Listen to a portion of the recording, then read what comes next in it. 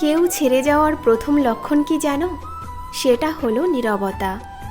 মানুষ যখন চলে যায় সে প্রথমে চুপ হয়ে যায়, কথাগুলো বন্ধ হয়ে যায়, আগের মতো খোঁজ নেওয়া কমে যায়, আগের হাসি হারিয়ে যায়।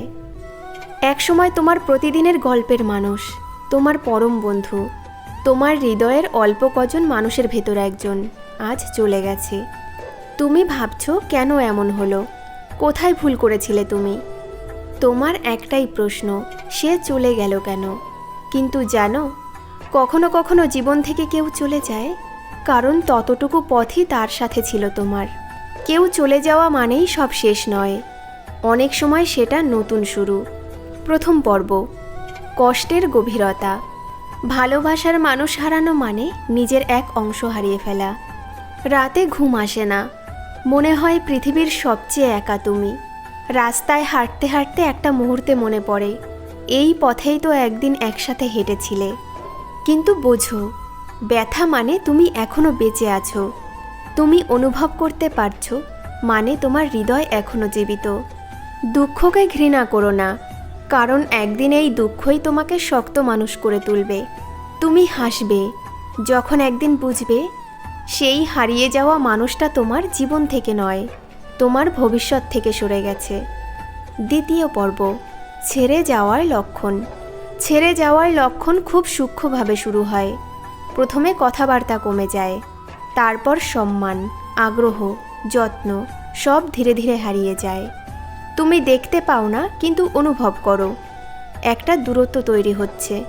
কেউ চলে যাওয়ার আগে সবসময় চুপ হয়ে যায়, তারা আমরা শব্দটা বাদ দিয়ে আমি শব্দটা বেশি ব্যবহার করতে শুরু করে। ছোট ছোট কথা যা আগে আনন্দ দিত এখন তর্কে রূপ নেয়। চোখের দিকে তাকানো কমে যায়। এগুলোই সেই ছোট্ট সংকেতগুলো, বিদায়ের গোড়ার কথা। কিন্তু ভুলে যেও না, কেউ যদি চলে যাওয়ার সিদ্ধান্ত নিয়ে থাকে তাকে ধরে রাখতে নিজের আত্মসম্মান হারিও না। ভালোবাসা কখনো ভিক্ষা নয়। তৃতীয় পর্ব, আত্মপ্রেম ও নিজের প্রতি ভালোবাসা। তুমি অনেক ভালোবেসেছো, কিন্তু এবার নিজেকে ভালোবাসো। তুমি যতটা সময় অন্যকে দিয়েছো এবার নিজের প্রতি ততটাই দাও। নিজের মনের যত্ন নাও, ঘুমাও, গান শোনো, বই পড়ো, হাঁটো, নীরবে নিজের জীবনের গল্প লিখে ফেলো। তোমার জীবন থেকে যে চলে গেছে হয়তো সে তোমাকে শেখাতে এসেছিল কাকে ধরে রাখতে হয় না, কাকে ছেড়ে দিতে জানতে হয়। ভালোবাসার মানে কখনোই থেকে যাও নয়, বরং তুমি সুখে থেকো, আমি প্রার্থনা করব। এই পরিণত রূপটাই ভালোবাসা। তুমি আবার নতুন করে শুরু করতে পারো, একটা নতুন সকাল, নতুন মুখ, নতুন দিন। তোমার হৃদয় ভাঙার মানে নতুন আলোর পথে প্রথম পদক্ষেপ।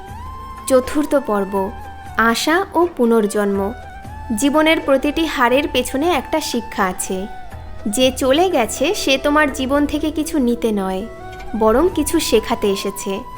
তুমি একদিন নিজের দিকে তাকিয়ে গর্বিত হবে, আমি টিকে গেছি। এই কথাটা আর কেউ তোমার থেকে কেড়ে নিতে পারবে না। ভাবো, যদি কেউ তোমার জীবনে আসতে পারে ভালো লাগার একটা গল্প লিখে দিতে, তবে তুমি নিজেই হতে পারো নিজের জীবনের উপন্যাসের নায়ক।